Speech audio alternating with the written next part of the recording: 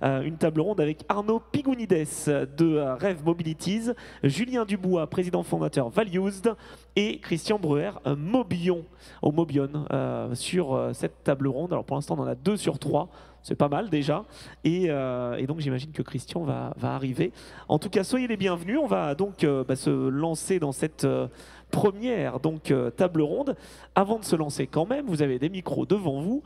Ah ben voilà, ça y est, parfait. Christian est arrivé. On va demander à Arnaud Pigounides en premier de présenter Rêve Mobilities. On va faire 3-4 minutes, 5 minutes peut-être de présentation, puis ensuite on confrontera nos points de vue. Voilà, Arnaud Pigounides, qu'est-ce que Rêve Mobilities ? Bonjour, merci beaucoup de m'accueillir. Rêve Mobility, c'est une société qui fait du rétrofit électrique de tout type de véhicules, donc des véhicules anciens, des véhicules utilitaires, des bus et camions, avec même une filiale au Mans qu'on a créée il y a quelques semaines, mois. Et d'ailleurs, on embauche, on cherche beaucoup de talents, puisqu'on va embaucher 25 personnes au Mans. Donc si vous voulez envoyer vos CV ou venir nous rencontrer, ou surtout changer le monde, n'hésitez pas. Donc j'en profite. Qu'est-ce que le rétrofit électrique ? En fait, le rétrofit électrique, c'est un procédé vieux comme le monde qui consiste à électrifier un véhicule, quel qu'il soit, avec des batteries ou alors avec un autre type de motorisation électrique, mais surtout un autre type de carburant qui est l'hydrogène, avec des piles à combustible. Et ça permet 2 choses, même plein de choses. Premièrement, de continuer des véhicules qui étaient thermiques et de les transformer en électriques. Donc ça décarbone immédiatement les mobilités.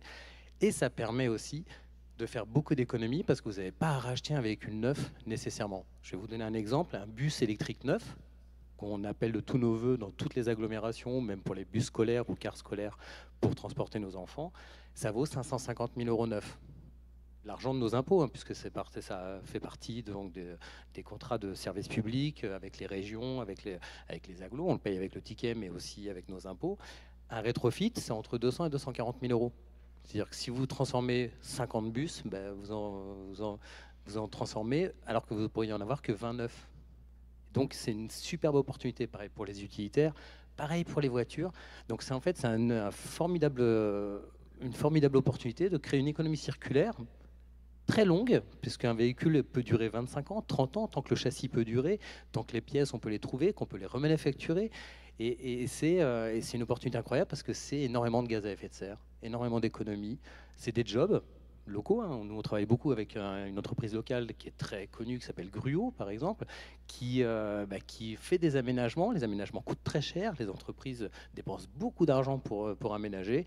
Et si on peut faire en sorte qu'un véhicule dont le point faible est le moteur, maintenance, usure, le fait que ça consomme plus, puisque plus le moteur diesel est long et vieux, plus il pollue. Et en gros, ça permet de donner vraiment une deuxième vie, voire une troisième vie au véhicule, voire une vie éternelle. Et d'ailleurs, c'est assez amusant parce que moi, quand j'ai créé la filière du rétrofit et Rêve Mobilities, et qui a envie d'œuvrer dans tout type de rétrofit, même jusqu'au bateau un jour, peut-être même les navettes spatiales, on ne sait jamais. Mais moi, ce que j'ai mis dans la mission de ma société, parce qu'on est une entreprise à mission, une des toutes premières au sens de la loi Pacte, parce que mon job, c'est d'avoir une mission. Ma mission, et on a autour de la table beaucoup de gens qui ont une vraie mission de décarboner et de faire de l'économie circulaire, c'est qu'on peut faire un modèle nouveau. Mais pour moi, ma mission, c'est de faire en sorte qu'un véhicule puisse devenir éternel. S'il peut durer 150 ans, d'ailleurs, on en trouve des voitures anciennes qui ont 100 ans, on trouve des vieux bus, des vieux camions. Dans 100 ans, il y en aura encore plein, sachant qu'on a produit quand même 1,5 milliard de véhicules qui sont actuellement sur Terre. 45 millions de véhicules produits, du châssis, de l'acier, des sièges, des pare-chocs. Rien qu'en France, 30% des gaz à effet de serre viennent des mobilités. Si on peut faire en sorte de réduire de 87%, c'est l'ADEME qui montre cette étude d'impact du rétrofit pour un bus, 61% pour un utilitaire, c'est gagné pour tout le monde. Et puis surtout, ça fait des jobs en France. Parce que le rétrofit est fait en France, par des ateliers en France, parce que les gens, ils ont leur véhicule au Mans, donc on va faire les rétrofits au plus proche du Mans. Et puis s'il faut réparer, si tant est que ce soit le rétrofit qu'il faille réparer, on le réparera au Mans, on n'enverra pas dans des usines à 8000 km, parce que ça, c'est pas très intelligent aussi. Donc voilà, c'est ça, Rêve Mobility, c'est du rétrofit électrique, à batterie ou à hydrogène, tout type de technologie, à partir du moment où c'est sans émission. Donc nous, on ne fait pas d'hybride, parce que moi je ne crois pas personnellement à l'hybride, je trouve que c'est même très mauvais. Et j'encourage, je participe à énormément de symposiums, mais aussi énormément d'associations. D'ailleurs, on se retrouve tous autour de la table auprès d'énormément d'associations, parce qu'il faut œuvrer tous les jours, pour faire en sorte que ça soit une réalité, que ce soit dans le scooter Made in France, moins cher et mieux que si ça vient de 8000 km, mais ça, Christian en parlera beaucoup mieux que moi, ou tout simplement remanufacturer, faire en sorte qu'il y ait une consigne, faire en sorte que les pièces, elles puissent vraiment perdurer, être reproduites, pour éviter qu'on gâche des trucs ou qu'on les mette à la poubelle au bout de 10 ans. Voilà. Eh ben parfait, merci pour cette présentation. On va reparler justement de Rev Mobilities, on va reparler de ces actions, justement, ces entreprises à mission très importantes. Il y a aussi une mission, Julien Dubois, Values. Alors, on parlait de l'économie circulaire tout à l'heure avec Dominique Siama, on parle d'avoir du sens. Values, qu'est-ce que c'est? On a un petit peu compris avec Arnaud ce que c'était. Je vais vous parler d'abord, merci de votre accueil, d'être ici. On est très très bien assis, je ne sais pas ce que vous en pensez. Je ne sais pas ce que font tous ces gens dans notre salon. Mais on est bien, on est devant la télé. Alors, Values, c'est le reconditionner, la pièce automobile reconditionnée à destination des professionnels. Alors, le grand dessein qui est le nôtre, évidemment, c'est de décarboner la mobilité. Et ce dessin, on est plusieurs ici autour de la table. Et puis, heureusement, dans l'écosystème de la mobilité, à essayer de décarboner la mobilité, notamment celle de l'automobile individuelle. Nous, on s'est attaché, on a un petit peu saucissonné à la Descartes, désolé, mais on s'est attaché à notre échelle à traiter cet échelon de la maintenance des véhicules. C'est-à-dire que c'est les véhicules qui roulent aujourd'hui, si on s'en occupe pas, si on s'occupe pas de les décarboner, ceux qui roulent, les 40 millions de véhicules essentiellement thermiques qui roulent sur les routes françaises, on rate une grande partie de l'exercice, et notamment à court terme. Donc on s'attache à cette phase de maintenance et de réparation, où une des grandes sources d'empreinte environnementale, pas seulement carbone, environnementale de la maintenance et de l'entretien, c'est les pièces qui sont consommées, utilisées par les réparateurs pour remplacer les pièces d'usure sur le véhicule, de la plaquette de frein au filtre à huile, en passant par toutes ces pièces techniques très lourdes, très complexes dans leur conception, des moteurs, et puis les pièces de carrosserie. Dès que vous avez un petit pet sur la route, il faut changer la pièce. Et une pièce neuve, c'est de la matière, de l'énergie pour la produire, etc. Et on se rend compte que sur l'automobile, et depuis des décennies, je ne suis pas du tout en train de parler d'un marché tout récent, la réutilisation, le reconditionnement, le remanufacturing de pièces automobiles, ça existe depuis des décennies.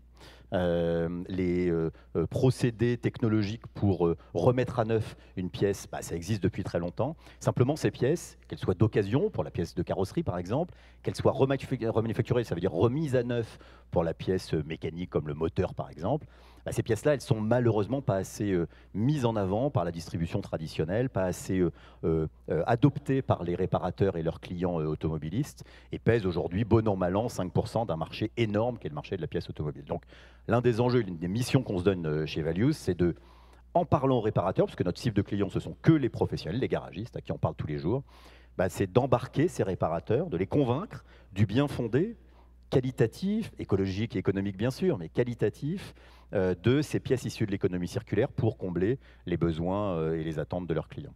Donc c'est ce qu'on fait au quotidien. On travaille avec les réparateurs de tout type, du petit garage indépendant jusqu'aux grands concessionnaires de marque.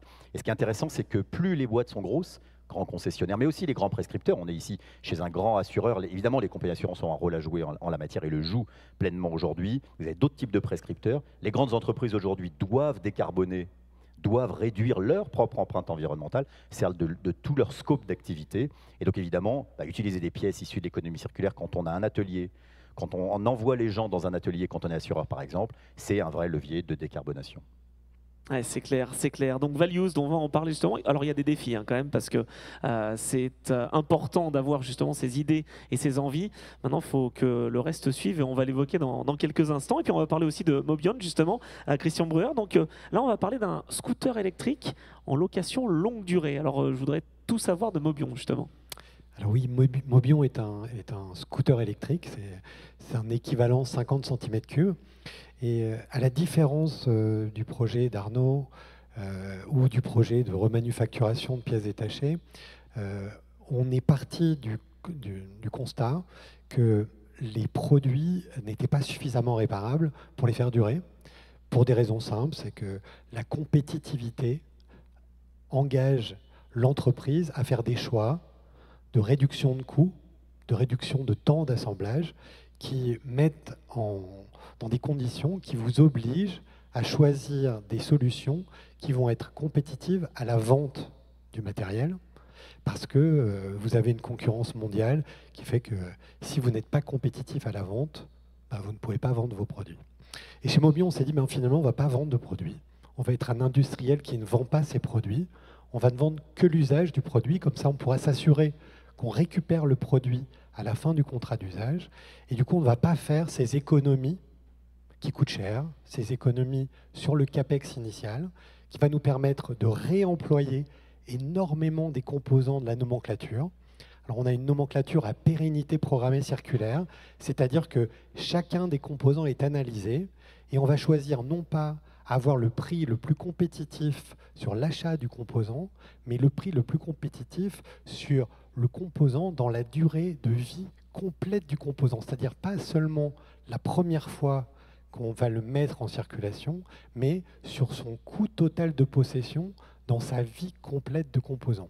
Et alors, quand on parle d'aimant permanent, ou de bobinage en cuivre, ou de carter en aluminium anodisé, ou en inox, enfin, tous ces métaux qui, dans votre nomenclature, sont les plus chers, vous apercevez que, en faisant cette vente à l'usage et en utilisant la comptabilité comme un atout, puisque vous allez pouvoir amortir sur des durées très longues, vous arrivez à dire c'est parce que je fabrique en France que je suis moins cher. Et donc, toute la magie de Mobion, qui n'est qu'un scooter électrique aujourd'hui, mais qui pourrait être demain une machine à laver. Alors évidemment, ce n'est pas Mobion qui le fera, mais un camion, un bus, une voiture, que sais-je, n'importe quel bien d'équipement complexe qui fait coopérer des composants qui ont des durées de vie très différentes par nature, eh bien, vous apercevez que vous allez réaliser des économies qui sont absolument colossales, parce que quand vous faites le bilan de votre nomenclature, vous vous rendez compte que 95% des composants d'une nomenclature ont des durées de vie qui sont bien supérieures à la durée de vie du produit, parce que le produit est limité par ses maillons faibles. Et en utilisant l'amortissement de produits, on est dans une économie du maillon faible. Et donc, on veut sortir de là et aller vers quelque chose qui a beaucoup plus de sens, c'est-à-dire la pérennité programmée circulaire. Ah oui, c'est vrai qu'on parle aussi de pas mal de Made in France, justement. Rev Mobility, c'est aussi ça, c'est de trouver cet axe de fiabilité et d'éviter ce fameux maillon faible, justement. On réutilise le véhicule ancien et on va remettre cette nouvelle technologie tout en restant en France, donc. Alors tout à fait. Alors malheureusement, tous les composants ne viennent pas de France uniquement. Donc déjà, on essaie de développer une filière très française, mais aussi européenne. Et l'idée, c'est pas non plus d'être sur une histoire de coût, parce que tu parlais de coût.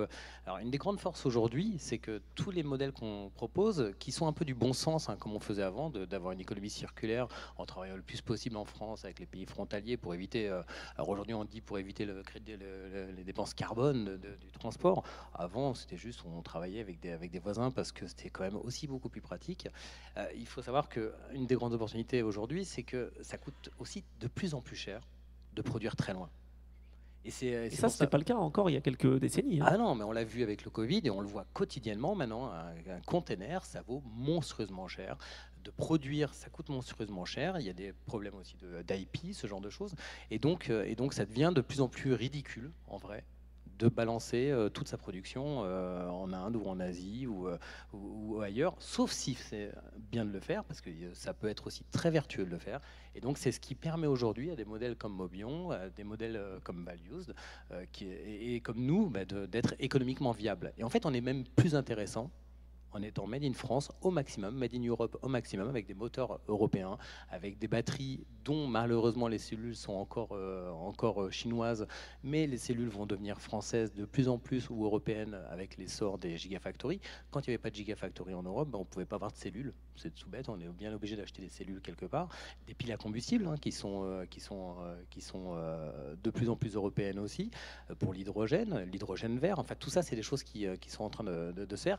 Et en fait, ce qui est vachement intéressant, c'est qu'à partir du moment où c'est économiquement viable et que c'est écologiquement hyper intéressant, ça apporte vraiment une différence au quotidien pour les gens. Parce qu'à la fin, c'est pour les gens.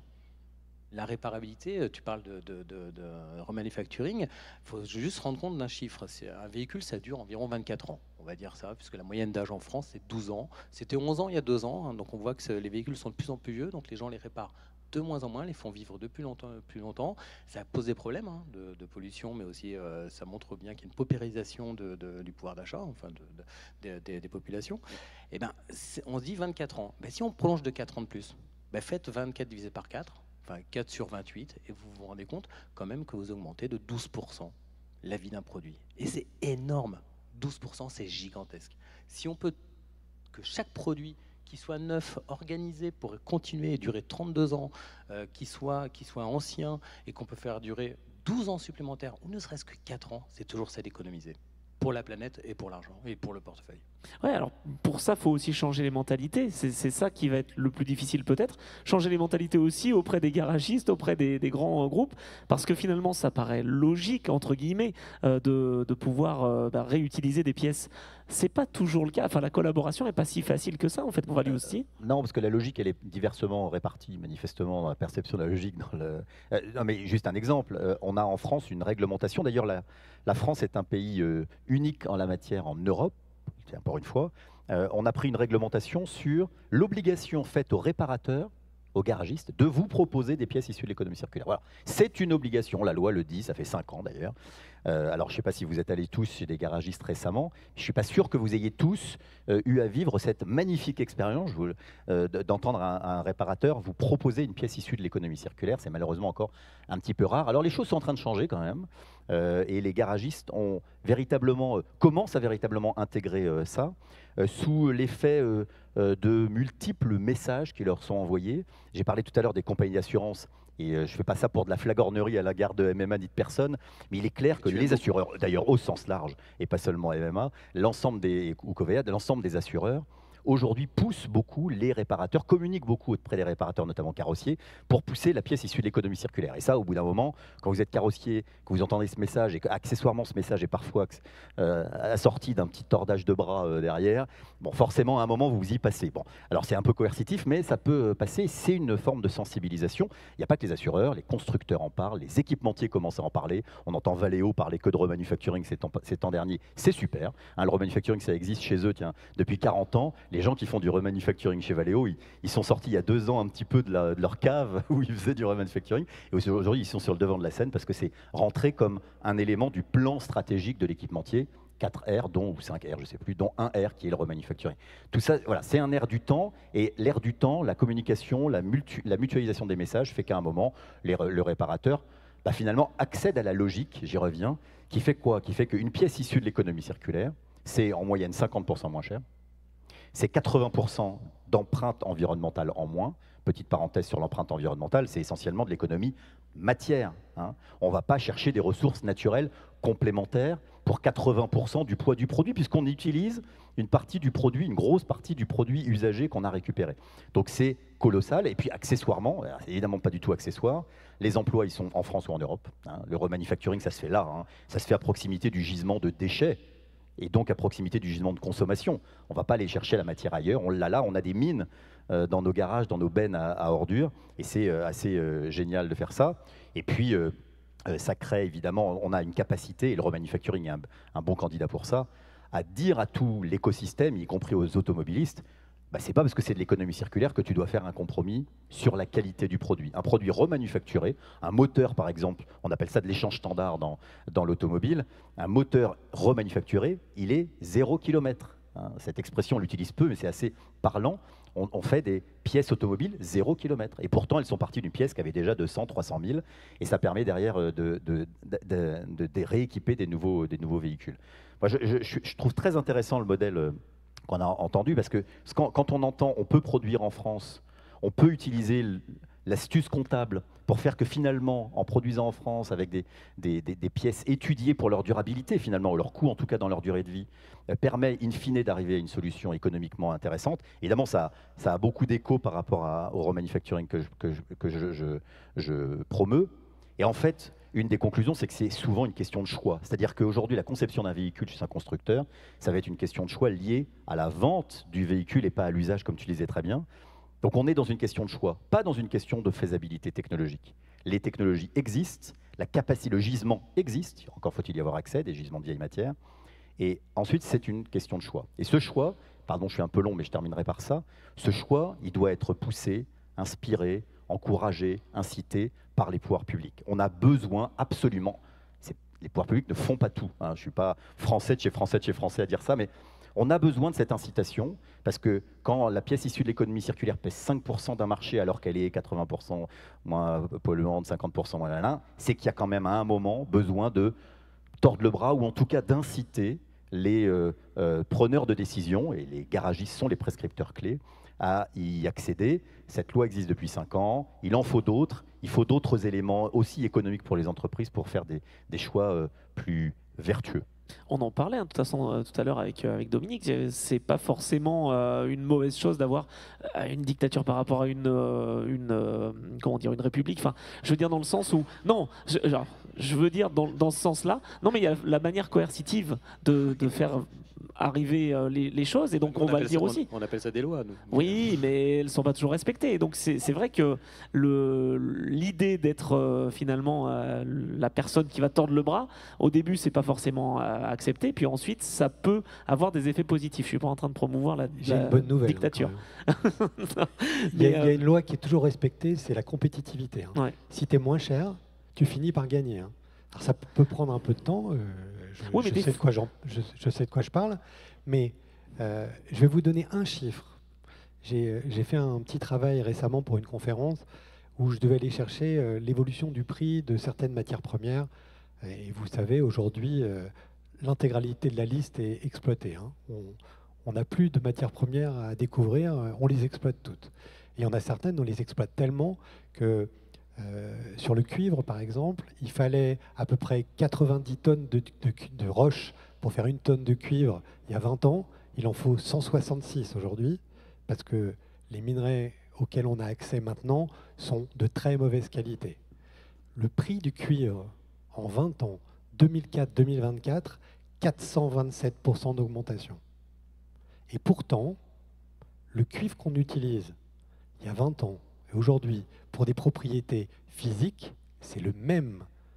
Il n'a pas vieilli. Il n'a pas vieilli du tout. Il n'y a aucune altération du cuivre quand on l'utilise pour faire un bobinage moteur. Aucune altération, si ça a été correctement dimensionné. Ce qui n'est pas toujours le cas d'ailleurs sur certains moteurs. Et donc, la vraie loi, celle qui va nous faire gagner ce pari de l'industrie circulaire, c'est le prix. On va gagner sur le prix, parce qu'on va être moins cher. Les ressources naturelles, les énergies fossiles qui permettent de les extraire sont en croissance, et ça ne va pas s'arrêter. Il y a des paris que je ne ferai pas, mais celui-là, je peux le faire. Ça ne va pas s'arrêter. Et donc, si on arrive à être moins cher, parce que comme tu le disais très bien tout à l'heure, on arrive à réduire l'impact. Nous, chez Mobion, c'est 87,2% de réduction d'impact entre un scooter Mobion et un scooter thermique vendu de manière linéaire. On arrive à être 10 fois moins cher sur la durée. Mais sur la durée, c'est-à-dire, il faut penser usage, il ne faut plus penser propriété. Chez Mobion, d'ailleurs, on dit on ne peut pas avoir la propriété, on permet l'appropriation. On a créé 50 nuances de couleurs, donc vous pouvez choisir votre couleur. Mais comme on peint en France, c'est facile. Pour corroborer ce que tu dis, en fait, il faut se rendre compte que, vous le voyez tous, hein, on est dans un siège social d'une entreprise, il y a un parking. Il faut savoir quand même qu'un véhicule est 95% du temps statique. On ne peut pas posséder un véhicule juste pour 5% de la journée. On ne peut pas. On ne peut pas être 50 millions ou 70 millions d'habitants ou 7 milliards d'habitants avec chacun une voiture pour faire 1 heure par jour, pour faire en moyenne 40 km par jour. Parce que les gros rouleurs, oui, faut pas les embêter. Et encore, est-ce qu'il faut des tomates vertes, pas mûres, qui viennent de tel endroit? C'est un autre questionnement. Mais en fait, ça sert à rien de se dire qu'il faut posséder une voiture. Il faut les louer, il faut plein de mobilités partagées. Il faut plein de manières de le faire. Il faut repenser la propriété. Ça n'empêche pas qu'il y aura des propriétaires. Parce qu'à un moment, il faut bien que le truc soit possédé par quelque chose. Mais c'est hyper important de se dire qu'on ne peut pas continuer comme ça. Nous, je vais vous donner un seul chiffre. Rappelez-vous quand même qu'au mois d'août, chaque année, on atteint le seuil des limites planétaires. On utilise 140% de la planète chaque année. Ça ne va pas durer. On le sait. Alors, je ne vais pas montrer un cadavre comme on a vu tout à l'heure, même si dans certaines de mes présentations, je commence toujours par, de toute façon, on va mourir. Donc, est-ce qu'on veut mourir un peu plus tard ou un peu plus tôt? Tout dépend du carbone qu'on émet. Mais en gros, c'est complètement dingue. C'est-à-dire qu'il faut arrêter tout de suite de changer. Alors, c'est pas tordre le bras, même si les lois, et puis le grand public, on le voit, hein, tout ce qu'on fait, nous, est très populaire. Beaucoup plus populaire que d'acheter des pièces pas chères qui viennent de très très loin, d'où qu'elles viennent.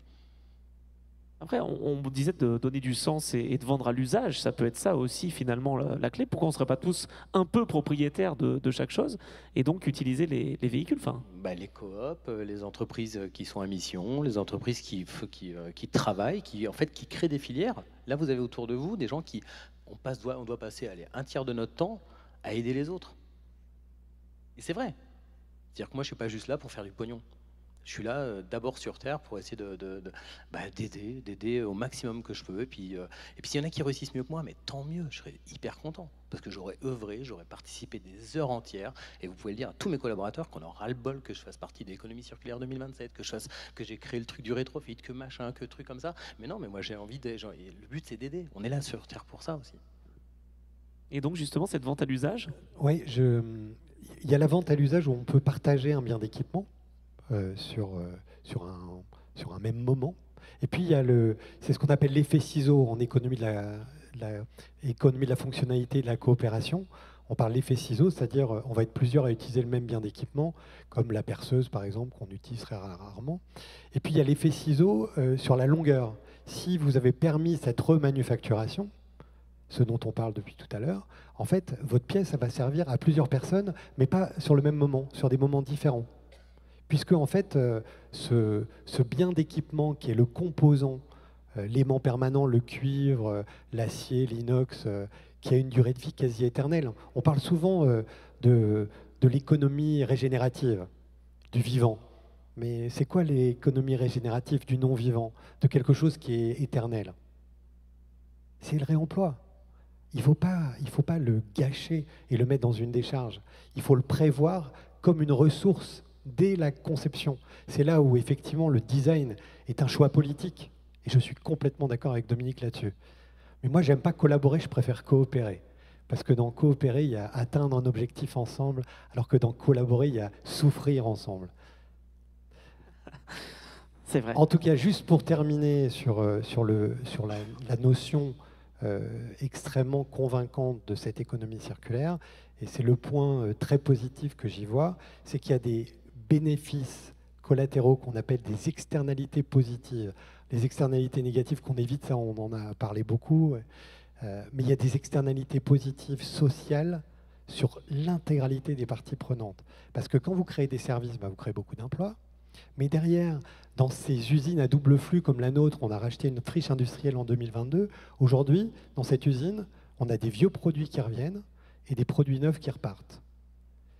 Pour démonter ces vieux produits, c'est un fabuleux prétexte à l'insertion professionnelle, aux emplois adaptés, c'est-à-dire à l'emploi inclusif pour les personnes en situation de handicap, à la formation. On est en train de regarder si on ne peut pas faire une école de production dans l'usine. Et à la création d'emplois non délocalisables. Parce que, comme le disait très bien Arnaud tout à l'heure, ce n'est pas possible d'envisager ça avec des logistiques à 8000 km. Ça ne marche plus. Donc même si les Chinois viennent nous concurrencer, ils seront obligés de le faire sur place. Donc ils vont créer des emplois ici. Donc si on leur impose ça, ils vont devoir s'adapter et aller dans notre sens. Parce que c'est le seul sens qui vaille. Pour des raisons de limites planétaires, mais surtout pour des raisons de loi, de la compétitivité. On va être moins cher. C'est déjà le cas sur les pièces de rechange, c'est le cas sur le rétrofit, ça a été donné comme exemple avec les bus, et c'est le cas des scooters. Donc de toute façon, on va gagner. Ça va peut-être prendre un peu de temps, mais on va gagner. Je peux rebondir sur l'impact social et emploi de ce que tu étais en train de décrire et qui est la réalité des remanufacturiers. J'ai une autre casquette, c'est que je préside la branche remanufacturing de Mobiliance, qui est le syndicat professionnel de l'automobile. Et les remanufacturiers, ils sont tous dans ce même type de schéma industriel, c'est-à-dire qu'on ingère comme matière première des déchets, enfin d'autres les appellent des déchets, nous on les appelle des matières premières, donc qui sont des produits qui ont déjà vécu leur première vie, qui sont en fin de première vie, et puis à la fin on sort des produits neufs qui repartent à 0 km comme je le disais.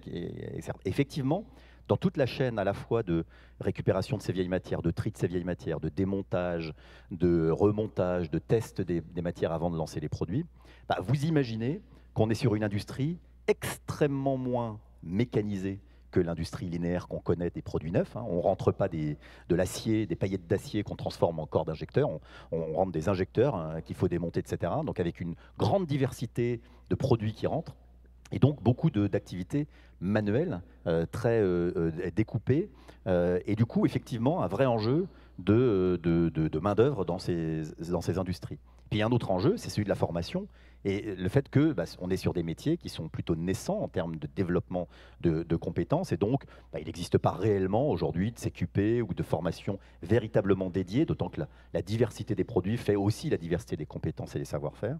Donc chacune de nos entreprises, Mobion bien sûr, mais toutes les entreprises de remanufacturing de pièces sont des formateurs en puissance, c'est-à-dire qu'on est véritablement dans l'intégration bien souvent de jeunes en situation de faible compétences, ou en tout cas de faible, comme on dit, de niveau académique à tout le moins, qu'on forme. Moi, j'ai une entreprise qui fait du remanufacturing d'injecteurs à Saint-Étienne. On met 2 ans à former intégralement un jeune qu'on rentre. C'est un investissement important quand même pour une petite entreprise comme celle-là, de former pendant 2 ans et de faire en sorte qu'au bout de 2 ans, le jeune qu'on a rentré soit autonome et compétent sur l'ensemble de la chaîne de remanufacturing. C'est un élément très important à garder en tête, c'est-à-dire que, on le disait tout à l'heure, c'est des emplois en France, mais avant d'être des emplois en France, c'est des créations d'emplois, des créations d'emplois techniques. C'est un vrai levier d'ailleurs, on se tue à le répéter au pouvoir public quand on en a l'opportunité. C'est une opportunité de réindustrialisation de la France, avec cette économie circulaire qui voit le jour un peu partout. Je vais vous donner un chiffre tout bête. Tous les analystes et la plateforme automobile, et donc les syndicats automobiles le disent, en France, c'est 100 000 emplois qui vont être perdus dans les garages, et parce qu'il n'y a plus de boîte de vitesse, parce qu'il n'y a plus de moteur diesel, et aussi dans les garages, dans les ateliers. Tous ensemble, là, entre 1 million et 2 millions, je ne sais, tous ensemble, en fait, on peut recréer plein d'emplois. Si tu inclus la partie service, c'est plus de 2 millions d'emplois. Ah oui, et surtout aussi chez les fournisseurs, tous les emplois indirects. Mais concrètement, les emplois directs qu'on créerait, en fait, sont bien supérieurs à ce qu'on va perdre. Ouais, c'est vraiment de la création de la coopération, l'économie circulaire, d'aller plus loin finalement aussi ensemble. L'économie circulaire globale, c'est 500 000 emplois qu'on peut créer dans les 5 prochaines années, rien qu'en France. Il y en a déjà à peu près 600 000. Là, on peut en créer 500 000 de plus. Il faut aller voir les rapports de l'INEC, l'Institut national de l'économie circulaire. Adhérer à EC 2027, on en fait partie. On se retrouve tous les vendredis pour pouvoir en discuter. Mais voilà, oui, bien sûr. Surtout sur Zoom. Et donc, venez adhérer. Participer, surtout vous les jeunes, de toute façon vous avez besoin de sens, on le voit un peu à Polytechnique où ils font des guerres contre Total et contre LVMH. Il n'y a pas de secret, c'est qu'en fait il faut donner du sens, on ne peut plus faire comme avant, et on a plein de boîtes qui ont plein de sens. Rejoignez-nous. Alors tiens, en parlant de quête de sens, moi, je pense que les consommateurs, ou les décideurs d'ailleurs, au sens large des achats, parce qu'on n'a pas que des consommateurs finaux, il y a beaucoup d'entreprises qui achètent des véhicules ou qui utilisent de la mobilité, etc. bien sûr. En fait, cette quête de sens, c'est peut-être notre vrai Graal. C'est-à-dire faire en sorte que derrière l'achat d'un produit issu de l'économie circulaire, d'une prestation issue de l'économie circulaire, il n'y ait pas seulement une décision strictement rationnelle de c'est moins cher, ou ça réduit l'empreinte que je vais mettre dans mon rapport de durabilité audité l'année prochaine parce que je suis une boîte de plus de 50 millions, ce qui est déjà super, mais qui est en plus un élément de valeur émotionnelle ajoutée, de gratification en fait. Moi, je veux dire, j'ai réparé, désolé, je vais partager une petite anecdote personnelle, j'ai réparé ma machine à café à la maison l'autre jour. Ma femme me disait, il faut la changer, elle est cassée. J'ai dit, non, laisse-moi faire. J'ai trouvé la petite pièce en plastique de ridicule que j'ai acheté 2 € qui m'a permis de la réparer. J'ai sorti mon tournevis et une notice sur Internet et j'ai réparé ma machine à café. Au-delà de cette petite histoire où j'ai économisé, certes, de l'argent, où j'ai économisé des matières, mais j'ai fait quelque chose avec mes mains. Et alors peut-être que mon moteur à moi n'est pas celui de tout le monde et chacun doit y trouver son moteur, Mais je pense que c'est très important dans les choix qu'on fait, en tant qu'individu ou en tant qu'entreprise, d'y trouver une valeur émotionnelle et d'y trouver une gratification. Et on a une chance avec l'économie circulaire et avec globalement la réduction des empreintes environnementaux à offrir ce type de gratification émotionnelle à tout le monde. Non mais c'est important, c'est clair, je laisse rebondir, et puis j'aurai une petite question. En fait, je vous invite à lire un livre qui s'appelle L'éloge du carburateur. Alors donc, moi je suis pas très fan des carburateurs, mais ce livre est très très bien, parce qu'en fait c'est vrai, faire des choses, réparer ou faire réparer par les gens localement, c'est hyper bien. Et puis il faut comprendre aussi que la société elle change, hein. Le droit à la réparation, c'est un énorme sujet actuel, hein. La loi REP, il y a même des bonus. Je savais même pas qu'il y avait 50 € pour réparer un iPhone. On a le droit une fois par an, je crois. Et donc, c'est hyper bien. En fait, il y a plein de choses dont on ne sait pas, mais qui sont juste du bon sens. Parce qu'un iPhone à 1400 balles, en fait, si on le répare pour 75 € et qu'on a 50 € de réduction, et c'est toujours ça de gagner aussi. Et on s'en rend compte tous au quotidien. Ah non, c'est clair. On parle du prix, on parle de cette attractivité. Au début, ça a été ça, évidemment, le moteur, avec les garagistes, avec les constructeurs. Parce que maintenant, on se rend compte quand même qu'une fois qu'on a fait ce travail d'explication, que les garagistes et les constructeurs, et peut-être même les cas associés automobiles, il faudra que j'essaie d'en savoir plus avec vous tout à l'heure, mais sont vraiment sensibilisés et sont demandeurs ensuite de ce type de manifestation de sens, j'allais dire. Alors, il est clair que le premier critère, enfin, on n'est pas là pour se mentir, le premier critère, il est plutôt économique, et notamment d'ailleurs pas tant du réparateur en lui-même, hein, il est souvent le fait de la pression mise par son client, qu'il soit client automobiliste ou payeur comme un assureur, etc. Donc ça a été historiquement le premier moteur. Ce qui est très intéressant, je l'évoquais rapidement tout à l'heure, c'est pour moi le game changer, pour utiliser un anglicisme, le changeur de jeu, je ne sais pas comment on pourrait dire, le point qui change tout. C'est SRD, hein. Ces 4 lettres, elles sont absolument fondamentales de mon point de vue dans le changement des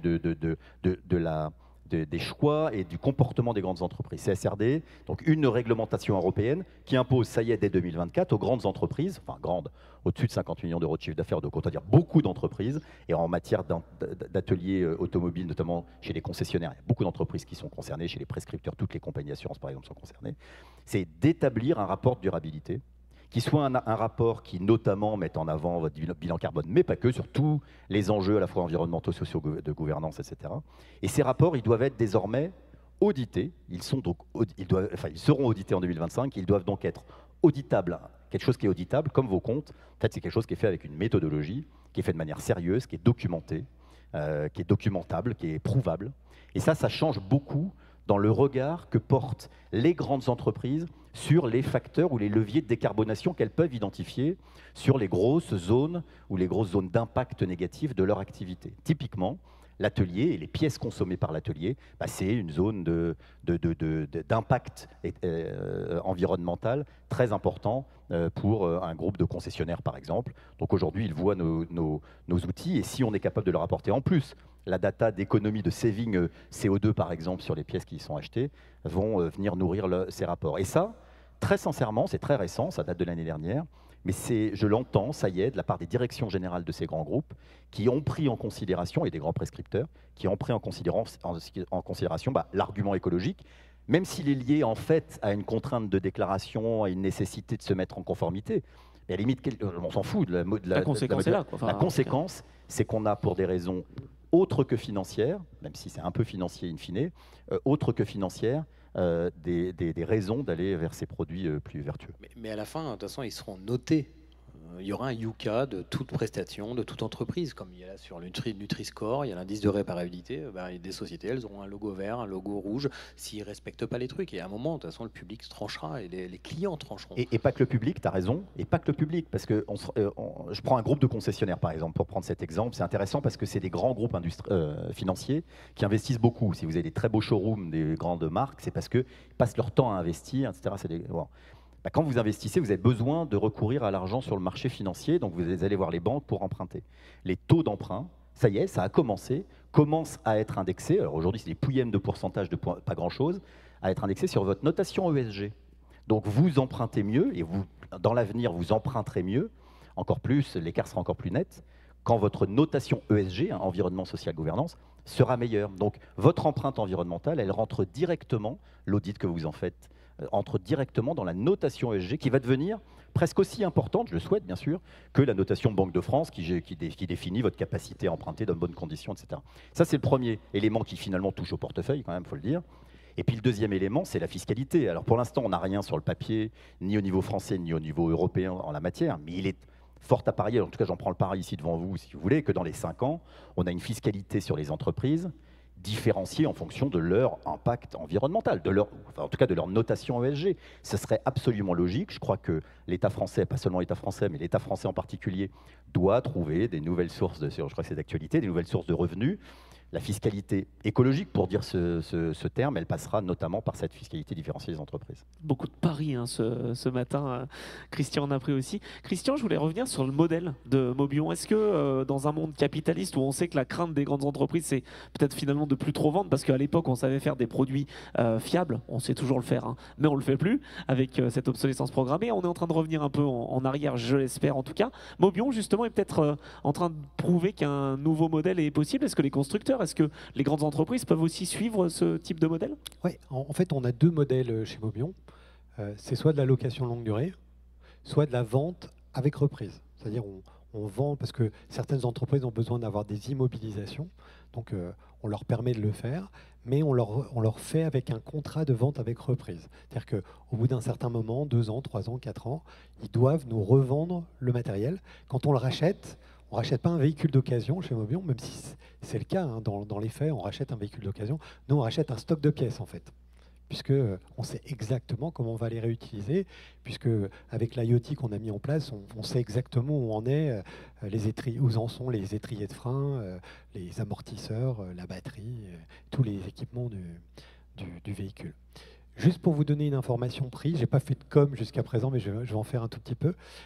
Aujourd'hui, Mobion commence à 49,80 TTC par mois pour une location de 24 mois. C'est un contrat de 24 mois, 5000 km. Il faut savoir que si vous doublez, vous faites 10 000 km en 2 ans, vous êtes à 58,80 TTC par mois et c'est entretien compris, c'est-à-dire fiabilité inclus. C'est-à-dire vous ne vous retrouvez pas avec un scooter chinois qui tombe en panne et vous ne savez pas où aller trouver les pièces détachées parce que personne ne sait le réparer. Il n'y a pas que les scooters chinois. Il n'y a pas que les scooters chinois, oui. Non, mais c'est un truc...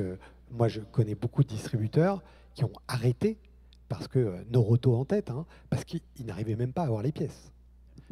Donc, on n'a pas ce problème-là du fait que notre entrepôt, qui fait 24 000 m², il se trouve dans l'Aisne, 02, en France, 180 km de Paris, et on a fait rentrer au capital un transporteur qui peut livrer dans toute la France et même en Europe, mais on n'y est pas encore. Hein.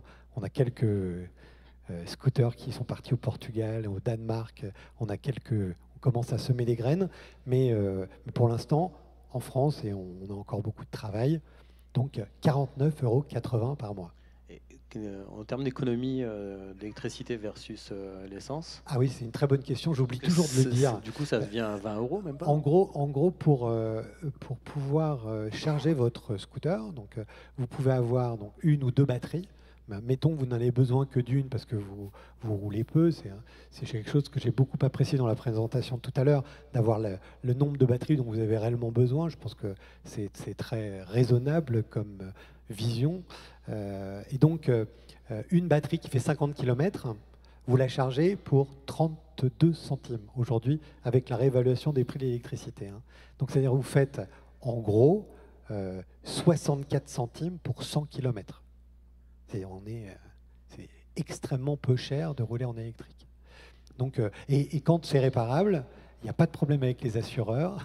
Aujourd'hui, nous, on s'est réparé nos batteries parce qu'on a fait ce qu'on appelle un design for disassembly.